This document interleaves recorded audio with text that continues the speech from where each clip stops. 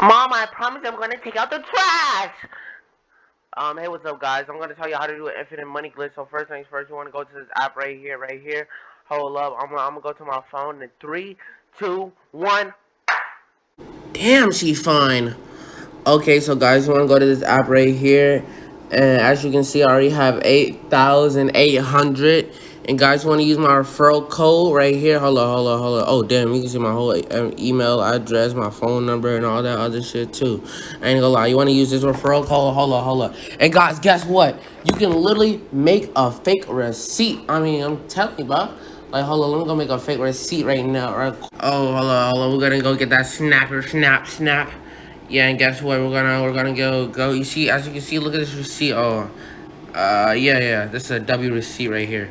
Look at this. Now watch this. Click that bad boy. Fleek, and the website is receiptmaker.com. Now watch this. As you can see, look at this. W fake receipt. I'm telling you.